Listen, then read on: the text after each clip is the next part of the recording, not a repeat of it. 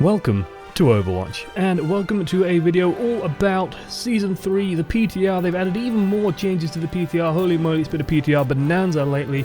And yeah, let's talk about Season 3. It's coming up very soon. There's actually a big post by Scott Mercer, one of the principal designers of Overwatch, on the Battle.net forums, talking about what they want to change for Season 3, what they want to see change, and what they want to be different. Now, what's interesting is that we're not going to see any big systematic changes like we saw going from Season 1 to Season 2, where we saw sudden death change, where we saw just, a whole bunch of different changes going into that system. Instead, what they talked mostly about is how they're going to change the distribution of players, because what happened at the start of Season 2, and anyone who was playing in like the start of Season 2 could kind of feel this, that very early on, everyone basically got shunted into Platinum and got shunted into Gold. Like, everyone got shunted in there. And they basically commented on this, saying that way more people than they expected got into Gold and Platinum, and way fewer in Bronze and Silver, for example. So if you weren't a Gold level player, or you weren't a Platinum level player, you were put higher than you should be.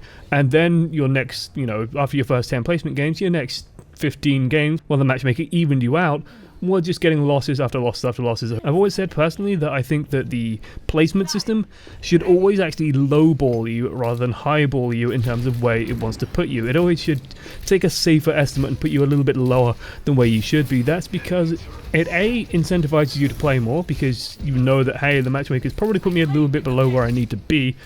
B, it means that your first couple of ranked games probably going to be wins. Let's just put it like that. It's probably going to be a couple of wins. This, of course, going to be, the system's going to even out and like the biases will vanish over time, but it will give you an opportunity to play some ranked, get used to the system, get used to the pressure, and have a favorable win rate until you are sort of where the matchmaker really thinks you should be, or at least the low confidence estimate, I guess you could say, of where it thinks you should be, the guess at what level you play at. Because what happened in Season 2 was, well, everyone started playing, and then people generally just started losing immediately and started dropping down in ranks. Now, this wasn't true for everyone, but this was true for a lot of people, and this was true for more people than they would like. So one thing that they're also doing, one thing that at least they've made mention of, is that they have said that the basically competitive play, the placements in Season 3 will take into account Season 2's rating, might even take into account Season 1's rating, though I don't think so, and that for Season 2 it did take into account Season 1's skill ratings as well. So basically Season 1's skill rating would carry over into Season 2 slightly. You would probably end up lower, after your placements than where you were in Season 1, sorry. And same is going to happen in Season 3. That said, in Season 3, if you are placed in Platinum, it's probably worth a little bit more than being placed in Platinum in Season 2. That's sort of the gist I'm getting here. Otherwise, it's not going to be that different. I imagine also that this is when we're going to see Sombra probably start hitting live, for example, so they set out a couple of dates. And so one final thing that they commented on regarding Season 2 and Season 3 is that Season 2 will be ending at 0000 UTC, which I believe is the same as GMT, so it's the Universal Time, on November 24th, and Season 3 will begin on December 1st. So, a lot of Overwatch to play over Thanksgiving for you Americans and for Christmas for the rest of the world. Should be fun. During the off-season, they're also going to show us a countdown telling us until, well, the new season begins. I imagine during that week where we have the downtime is also when we're going to see Sombra probably hit live servers, probably after the PTR has run it since, I don't know, November 1st, November 5th, maybe, probably after BlizzCon, when everyone gets their hands on it at BlizzCon, and then everyone comes home and, hey, Sombra's available on the PTR. Awesome. Go play Sombra. Otherwise, the PTRs have been going absolutely crazy lately. Tons and tons of changes to various heroes. We're going to blitz through some of them, and we're going to linger on some others. The first big hero I really want to talk about is Soldier 76. Soldier 76 is back, baby. He is way more dangerous than he used to be. So his bullet damage has been increased by 3. Now, that doesn't sound like much, but when you're fighting him, you can really feel it. You've got to keep in mind, this is a guy that needs to land 10 shots to kill you, but he can empty a 25-round magazine in a couple of seconds. So it's not that big of a problem, especially at sort of close range, for him to land those 10 shots and kill you if you're a 200 hit point normal hero. And of course that doesn't take into account headshots. What this has also meant is that at medium to long range, he is definitely now way more dangerous than McCree could ever possibly hope to be. So if you are dueling, 76 versus McCree, 76 is probably going to win at that long distance. That said, 76 still suffers from the issue that he normally does, where because his damage is more granular and because it comes out slower than McCree's is more bursty and high impact, you have more opportunities to disengage, to escape. That said, he still looked pretty damn strong right now, and it's going to be interesting to see, will he pop up and will he stick around? I've seen a couple of musings in the pro community before, like using low healing comps, using single support comps by using, you know, healers that can basically look after themselves. Soldier 76 fits really well into situations like that, and I've always said, like I personally believe, Ana plus Soldier 76 is one of the most vastly underrated healing combos in the game of Overwatch at the moment. Let's actually just move immediately on to Ana, because that's the next big change. Ana Nano Boost no longer increases movement speed, so no more terrifying Reinhardts charging down at you, killing you, smacking you around. This is a huge change because it makes the Nano Boost infinitely more avoidable. If they have a Lucio, you have a Lucio, you're on even footing to escape from the enemy team. If they don't, then basically Reinhardt's just going to be a wet noodle flopping around, not really doing much as everyone just backs up. Like, he's not going to catch anybody. He needs something else, either an Earth Shadow or he needs to charge and land the charge. You need the positioning before you can fire the Nano Boost. This is going to make Genji plus Nano Boost, I think, a little bit more commonplace. I don't think this is going to remove the super heavy emphasis on Ana in the meta. I think it's definitely going to sort of curb it, but we're still going to see a couple of Ana-centric comps popping up.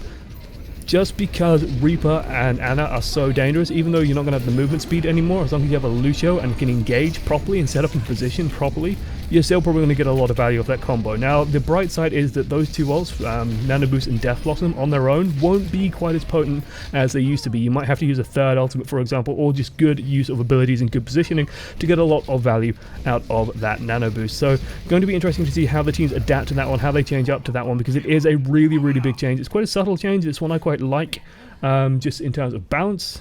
And yeah, I'm looking forward to seeing how it pans out. I haven't been able to see too much actual coordinated play on the PTR because the PTR is goddamn anarchy. And now that they've changed ranked on, well, I'm going to Italy for like 4 days, so won't be able to get to play much of it, unfortunately. Next character I want to talk about is Zarya. Zarya's actually seen a really, really huge nerf, and in my opinion, a little bit of an over nerf perhaps, but this could just be me being used to Zarya. Now, it's also worth mentioning at this point that they have changed the cost of ultimates on the PTR, increasing them by 25%. I did an entire video on that. You should be clued into that and my thoughts on that at the moment, but it does mean that Zarya sort of has taken a nerf bat in 3 different places at the same time. She's got slower ultimate, which is really important, though everyone's ultimate is slower, and now her particle barrier doesn't quite give the same amount of energy kick that it used to, so anytime your barriers are taking damage, you're getting less energy per shot. I think you can just max it out at 40 energy per barrier now, and that's if someone empties fully into it. And now the barrier also drains faster, at least it feels like it drains faster. There isn't a patch note that says that, but it definitely feels like it tapers off much, much quicker. And to me, this kind of signals that the devs, they're hitting her in 2 places at once, but they're hitting her in such a way where it doesn't feel good at all now. It doesn't feel fun at all to play Zarya. It feels like they can't make up their mind whether they want her to have like these high power spikes and then rapid drop off, which is where you'd see, you know, you get high charge out of your barriers and then you'd be on high charge for a short period of time and then you'd very quickly taper off back to 0, or whether they want her to have more like of a sustained slow ramp up, and that's where you have your low energy gain per hit. You know, taking damage, you get a low energy gain, and then it builds up over time. You slowly amass all this energy, and then you can keep all of it and keep it rolling for a long period of time, being the monster that Zarya can be, that we know that she can be. So I think that Zarya is a little bit over nerfed here. Will she see a change in usefulness? It depends on the ultimate changes. If they go through, because Graviton Surge will be so much more important for wombo combos, but the thing is, because you're dealing less damage with Zarya, you can't build the ultimate quite as fast, so that's a big problem, right? You won't be able to do quite as much with it. Therefore, probably going to see her less. Might see people opting to play Roadhog a bit more, might even see people opting to play D.Va a little bit more. The D.Va still suffers from a couple of issues which I'll talk about. Well, let's talk about it right now. D.Va's getting some big changes on the PTR. Her mech health has been increased by 100, so she now has 200 health and 400 armor, meaning that she is now, well, 100 hit points tankier than she used to be, and you can really feel it. D.Va is a very slippery character no matter what. She can get in and out of fights very easily. She has a lot of ways to mitigate damage that you can't really stop her from using, and as such, giving her 100 extra hit points is actually really huge. You can definitely feel it on the PTR that she is way harder to deal with now than she was before. Like, she drops down to that 200 and then she just zips off and she's fine. It's a big, big shift in her survivability. The question I have is, what is she going to be doing on a team? And that's always the issue I've had with D.Va, right? She can deal a lot of damage if she's allowed to do it, but if she's not allowed to do it, if she's just forced to constantly defense matrix, she can mitigate a good amount of hurt, but She's also a big punching bag. She doesn't quite give you picks like a big punching bag like Roadhog can perhaps give you, where Roadhog's just killing people every 6 seconds with his imbalanced hooks or bullshittery. No, she's just dealing a lot of damage that most people can probably heal up, no problem. She's good at hunting down targets in the backline. She's good at sort of finding, dealing a lot of damage to a Reinhardt barrier, for example, as well. Her ultimate's great for clearing a point. Oh, and there's some really good tactical places you can lob the ultimate. For example, if you throw the Diva Bomb from the control point on Temple of Anubis, and you just fire it over the archway, it'll actually have just enough momentum just to get over the archway, and it's a good way of getting a shitload of kills while defending with Diva, if you ever decide to defend with Diva. And this is the issue with Diva, right? Like, it just feels like, what is she kind of for? Is she for backline harass like Winston? But Winston gives you these big bubbles that you can just drop and stall a lot of damage coming out on your team, and you can do that while also dealing damage. Diva can't quite do that. Is she going to be viable at the highest level? I still don't think so. I think if you're going to make Diva viable, you'd have to go the other way, where you want a higher damage Diva that might not be quite as survivable. I think that would actually work better and get her more picked at the higher level, where she feels more like a fast-moving DPS that has tankability and, you know, really useful tanking ability, rather than a big tanky target that can get around a lot but can't really do much more than tickle people unless she gets right into people's faces, and then she can start really hurting them. By the way, I'll also just very briefly mention Torbjorn. Will Torbjorn be viable at the highest levels? No. Okay, moving to, actually, you know, let's talk about why Torbjorn won't be. Like, don't get me wrong, the change is good, I think, in a way that it lets him just constantly put out the scrap, and the scrap is very useful. The armor buffs on people is incredibly useful. It's very, very strong. It's a very powerful ability. Does it offset the fact that he's Torbjorn? Probably not. Although, being fair, like, I've fought against a lot of Torbjorns, and Torbjorn one-on-one is actually kind of dangerous. The problem is that against a high-level player, he is 50% head. You can just blow him out no problem, and he'll go down in a matter of moments. Even if he is spamming armor onto himself, it's not that difficult to blow through it and kill him. And it's really easy to deal with a turret. A coordinated team, a coordinated 6-stack should easily be able to handle. Even a coordinated like 2, 3, 4-stack, all should be able to handle a turret without too much issue. So yeah, that's always going to be Torbjorn's problem. Next up, I want to talk about Widowmaker, my favourite girl, Widowmaker. There's probably some Widowmaker footage going on in the background. Don't judge me too harshly. Widowmaker is back, baby, in a big way. She got a huge buff with the change to her damage output. So a couple of things changed with Widowmaker. The Widow's Kiss now charges 20% faster, so it's now like 0.8 of a second for it to get fully charged and then deal 150 not 150 damage, not anymore, deal 100 damage on a body shot, 300 damage on a headshot. It's absolutely crazy pants the amount of hurt that she can put out now. She is actually a lot more lethal than she was before. She also has this improved scope time, so she's a lot more mobile than she used to be, although not with the scope sort of trick. But yeah, she definitely feels a lot better. And also, importantly, the Venom Mine now no longer damages yourself. So if you do drop the Venom Mine beneath you, for example, it will just damage the enemy because Widowmaker doesn't need to breathe. Okay.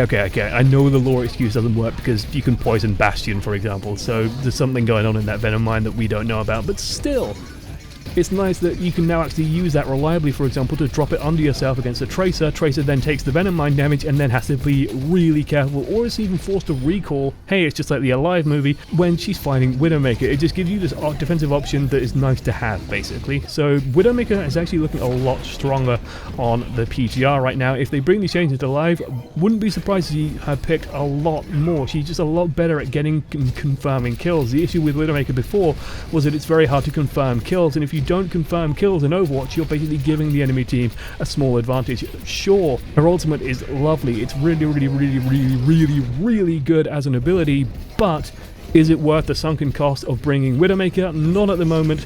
Could be after the PTR changes. I think a high-level Widowmaker can definitely find a lot of damage with this. It also just depends on what is being run in the meta. For example, Widowmaker, not very useful against a heavy tank lineup, is kind of useful against a Reaper-centric lineup, so not too bad to see that. But if there's a Genji-centric one, for example, Widowmaker could be a little bit of a liability there. She's very dependent on what's hot and what's not in the meta, but definitely expect to see more of her in ranked and in quick play, certainly. Mercy gets a nice survivability buff. Her passive health regeneration now kicks in after not taking damage for a single second rather than waiting for 3 seconds. This is going to mean that Mercy's going to stay alive a little bit longer, means that you don't have those panicky moments of just waiting or just having to run away and find a health pack, for example, as, well, yeah, it's just nice to be a little bit self-sufficient as Mercy. Was Mercy's survivability really that much of an issue? I guess they thought so. Like, this is an interesting buff to me because I don't think Mercy needed buffing. I think Mercy wasn't seeing picks that often, or was seeing a perhaps quote-unquote lower pick rate, just because the heroes that she favors weren't getting picked in the right instances, and she was picked plenty of times on defensive. Like, I saw her a lot on defense, and I really like her as a defensive hero. So, yeah, I think Mercy's fine. The big change I want to talk about is Mercy's one true pairing, which is Pharah.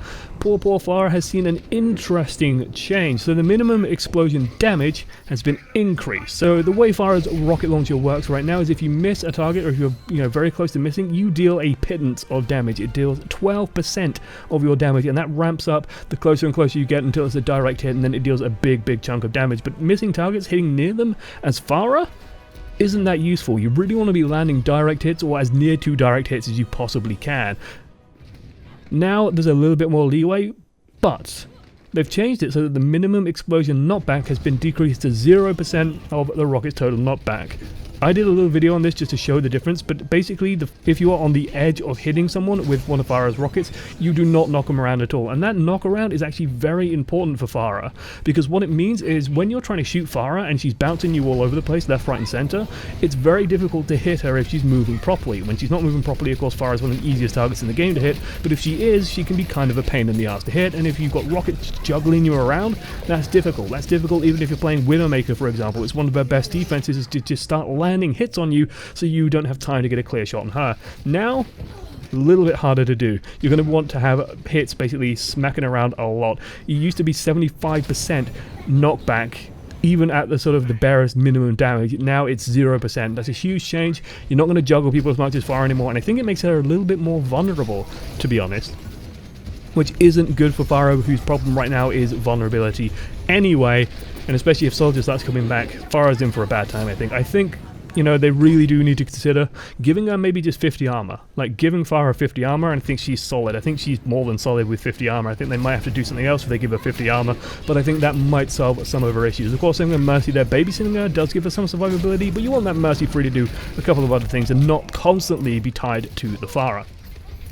Next up for changes is very quickly, there's a couple more. May Blizzard ultimate cost increased by a further 15% on top of the normal 25% that everyone else is getting. May ult is now much slower to generate, which is good. It really needed to be. It's a super powerful ult. Why was it so slow before? It was just because May wasn't getting picked, I imagine, and they needed to give us some kind of resource that was useful.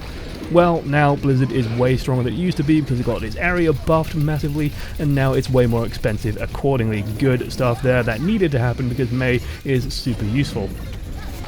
And last but no means least, and then we'll actually talk about the general changes as well, but Lucio Amp It Up was changed. Also, healing per second has been decreased by 10%, so Lucio a little bit less AoE healing. Honestly, change I kind of like. Lucio is already a super efficient healer. He already has like the best ability in the game with speed boost. He doesn't need amazingly good healing. If you are bringing him for speed boost, he does not need to have super high healing all over the place. He's constantly healing people off. I always see Lucio as the kind of topping people off after a fight kind of character rather than keeping people alive in a meaningful, massive way during the fight. Leave that more to the single target healers, because AoE healing, let's face it, is super fucking boring as an ability. It's kind of brainless. It's not interesting. I've never been a fan of aura characters in any game.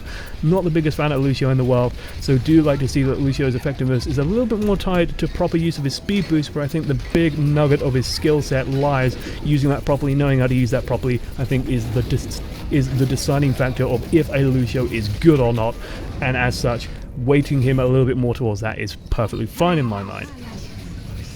Final change also to Torbjorn, for example, is that dealing damage to non-players like Torbjorn's turrets, also Netra's teleporter, no longer charges ultimate abilities. Torbjorn is no longer the ultimate spawn she used to be. You can really feel it. There were times, for example, in team fights where Torbjorn would molten core, and if I was safe and able to do it, I could just poke at his turret, build a free ultimate, and then use that after the molten core is done and start killing everyone. It's a huge change. It's a big change to Torbjorn's effectiveness. It's a nice change for him. Does it fix his problems of being Torbjorn? Not really. It's just a character tied to a static turret. It's always going to have weaknesses, even if you can rebuild it for free, even if there's no penalty for throwing down a turret anymore. Still got to be careful with it. Still kind of shaky on that ground. I think the more power they put into Torbjorn as an individual, the better for Torbjorn's health at the highest level of play. Still effective at medium to low level of play, no doubt. And that's about it for my thoughts on the current PTR settings. I did a whole video on the topic of ultimates and how that's changed and how that's going to affect the game. If you're wondering where I am right now, if anything big happens over the next couple of days, I will be in Italy, so I will not be able to comment over the next like 4 or 5 or so days on anything that comes forward. Still, thank you guys for watching to the end. Let me know if you guys have played on the PTR. Let me know if you guys have tried the new Season 3. Where did you place? How did you do? I'm super curious. That's the first thing I'm going to be doing when I get back from Italy, is playing the PTR, playing my placements on the PTR and seeing how I do. Toodles.